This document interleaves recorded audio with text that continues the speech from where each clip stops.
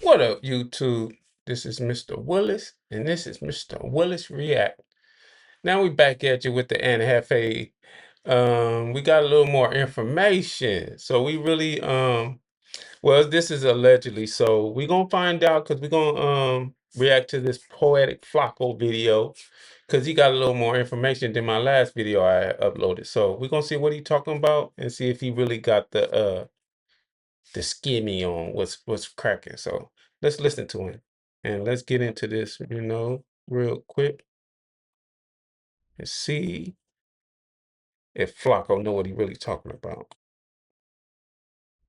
Deserve to be arrested.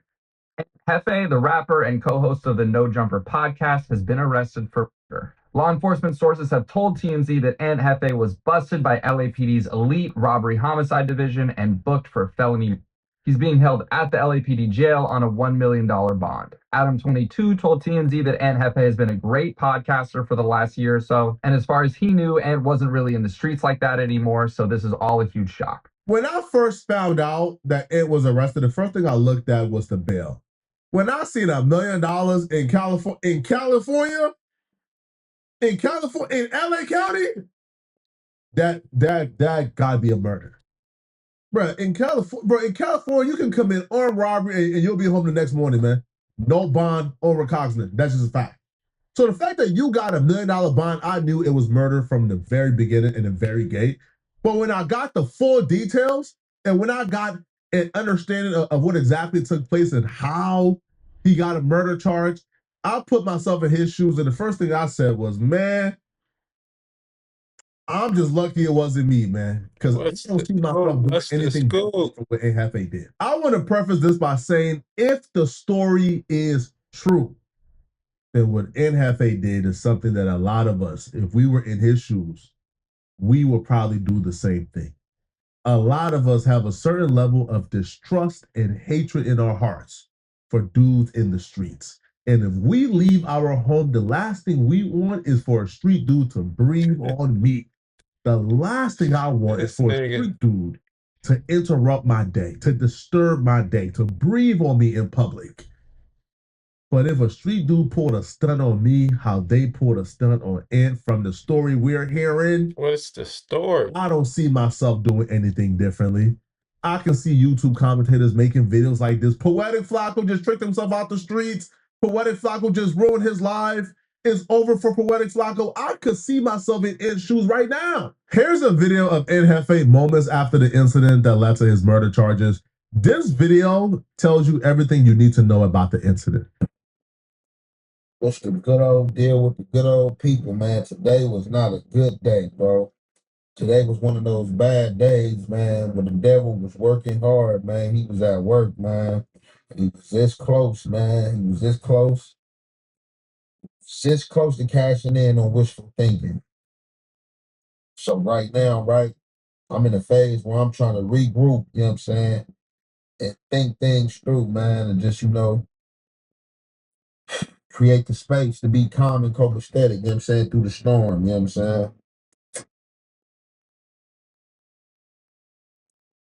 Hopefully y'all had a good day up out there though, man, on this Monday, man, you know what I'm saying. Anybody day who was bad like mine, we gonna make it through, champ, you know what I'm saying. As long as we make it through the next day, man, we got another chance, man, to recharge, man, and regroup, man. Salute. Stay strong. And the YouTube video that he made after this video tells us the full story, bro. This man, eyes is red. He looked disheveled. He looks like he wasn't sleeping. He looks worried and stressed. The good old big deal with the good old people. It's your boy Young and Jefe. Don't care about number what the check say. Make sure you go ahead and like and subscribe because it don't cost you nothing to press that button. If you ring that notification bell, I'm gonna bring you mail. What's the good old big deal with the good old people? It's Hot Topics with your boy Young and Jefe, and I'm here to deliver you another one like the other one. The recipient of Hot Topics, man, Yeah, he looked bad. Eyes is red, looking into space, expressionless. Eyes is glossy. Looks like he was crying all night. Looks like he hasn't slept. He's stressed out.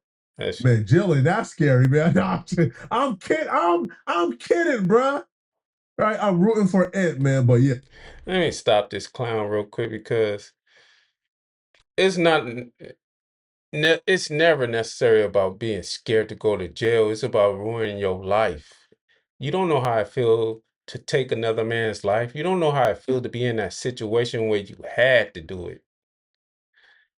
Where you had to do it. You know what I mean? Like there was no other options. You didn't weigh all your options. You trying to get out of here. You trying to move along, but they won't let you pass. You try to go around them. You try to go around them, and then you have to go through 'em. And you don't know how that feels.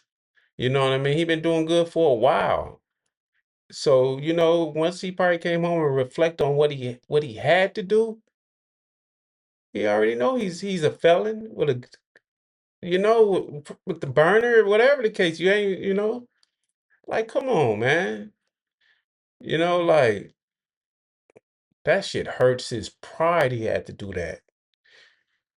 Being tricked out the streets, you know what I mean? And had to man down somebody. No one knows that pain. No, you don't want to be a killer, but they'll push you to it. Fuck you talking about, Flacco? Really, that's scary. God damn. But what took place and what happened? This right here is the reaction of somebody who realized they just got tricked out of their position. They just got tricked out the streets by somebody who ain't worth being tricked out the streets over. Young and Jefe at about 2 a.m. in the morning went over and tried to get some tacos. Now, this late night taco run ended up in a homicide investigation. The LAPD says there was an argument just before the gunfire, and it all unfolded just steps away from a busy taco stand. ABC4's Camilla Rambaldi joins us live from the LAPD headquarters after talking with witnesses. Camilla. Hi, Jonathan and Kathy. Telemundo 52 spoke with the brother of the man who was killed. I also spoke with one man who was working at the taco stand last night. He told me he heard about 7 to 8 gunshots. Young and Jefe is from A-Tray Gangster Crib. Young and Jefe goes to a taco stand. He's standing in line for some tacos. Now, when you are a black man and you have elevated to a certain place in life, such as where Young and Jefe is at, where he's a popping podcaster, a successful YouTube channel, he's on No Jumper, he's famous, the rapping stuff is working out, you want to stay away from certain places, not because you are scared something will happen to you, but you don't want to be around certain groups of people, the street dudes, the street niggas, right? Because the street niggas, as a black man, is our biggest obstacle. That's true. Right? Is our biggest obstacle, man, the street niggas. As black folks, we're creative, we mind our business, but there's a subsection of black people called street niggas where they don't know how to mind their business. So Young and Jefe is at the taco stand, minding his business, trying to get some tacos, trying to eat. A Pablo Blood pull up. I think like ain't the Pablos from like 5 or 5? 5 Deuce Pablo. Ain't no Pablo. 5 Deuce Pablo Bishop. So, and for an A-Tray gangster to run into a 5 Deuce Bishop, like, was he on the east side getting tacos? Like, and Jefe was way out of bounds. I mean, you go where you want to go. You know what I mean? But if you're an A-Tray gangster and you over getting tacos by the Pablos, you just certain places you shouldn't be, areas you shouldn't be in, but you can go wherever you want. You do what you want to do, but you gotta avoid certain areas so you could avoid certain confrontations. Knows, right? But the Pablo Blood pull up. Instantly, an altercation breaks out. He starts to bang on Young and Jefe. Where you from, Blood? And Jefe, I'm from A-Tray Gangsta Crib. Cool. That should have been the end of it. Hey, you from Pablo's? I'm from A-Tray Gangsta Crib. I'm here for some tacos. Let me go about my day. But no. Back and forth kept happening. Now, Young and Jefe did something that I think we should all do. Young and Jefe walks away. Gets back into his car. Okay. Now, when Young and Jefe gets back into his car, the Pablo Blood follows Young and Jefe to his car. Now, here's the thing, okay? When a gang member asks you, Where you from? That's dumb.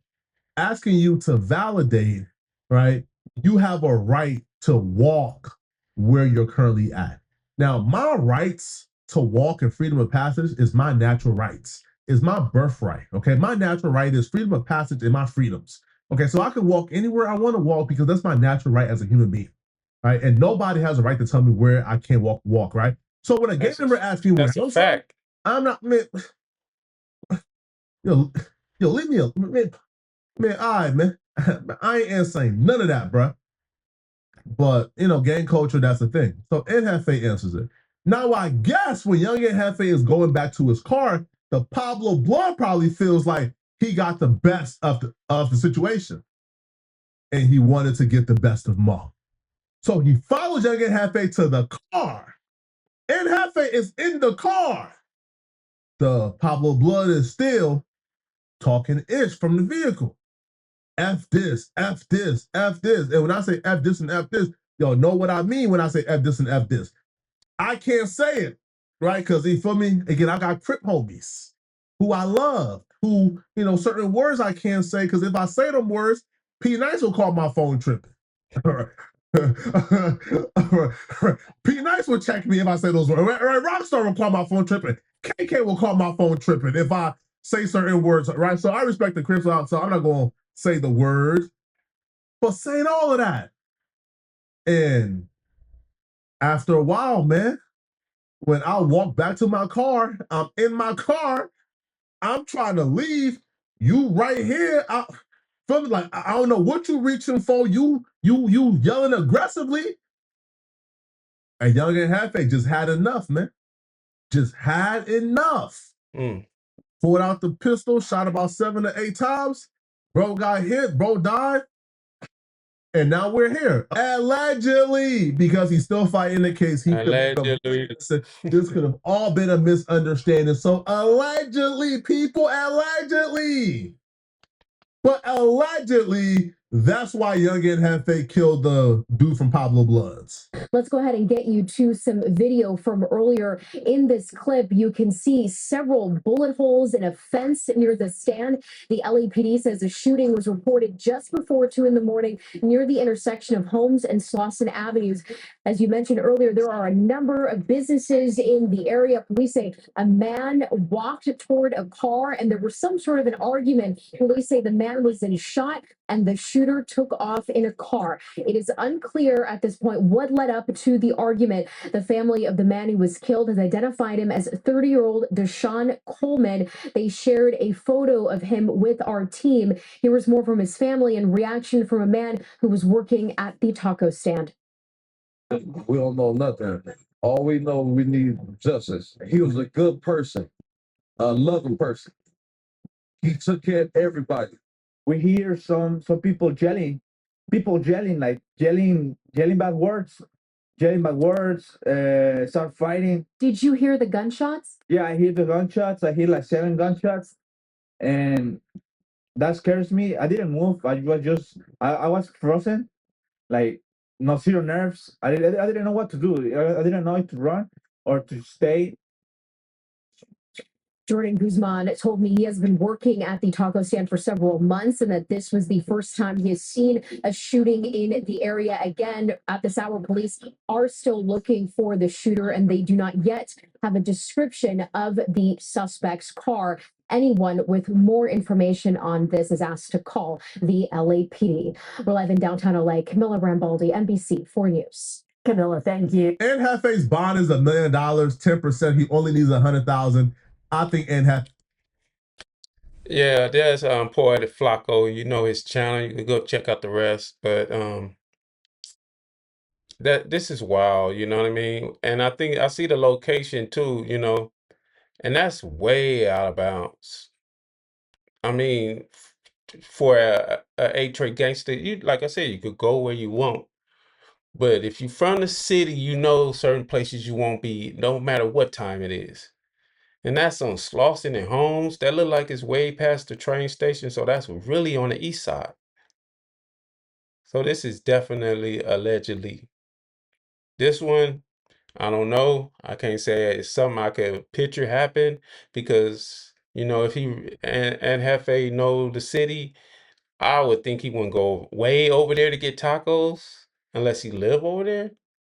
I would think he live in his hood, and his hood is far from there. So, I don't know. But that's Poetic Flacco take on it. You know what I mean? He said he had the inside scoop, so you know, we'll take his word for a grain of salt. You know what I mean? This is definitely an update on young Jefe situation, you know, with a little more information, you know what I mean? Um I would like to see him get out of this situation. Hopefully this ain't it. This ain't what happened. This he ain't that man that they say, you know, did with this situation. But and once you see the video like of him, like he looked like he been crying, his eyes are red.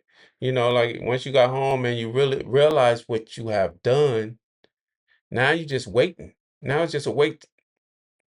Is it gonna be 2 months when they come? Is it gonna be a month? Is it gonna be a week? Is it gonna be it's a wait. You ain't gonna speak about it, you ain't gonna talk about it, but it's that wait. Cold situation, you know what I mean? Like I said, Poetic Flacco take is an update on the Jefe situation. So, you know, I would like you to like, share, subscribe, you know. Holla at your boy, and I'll holla back. Peace. Have a good one.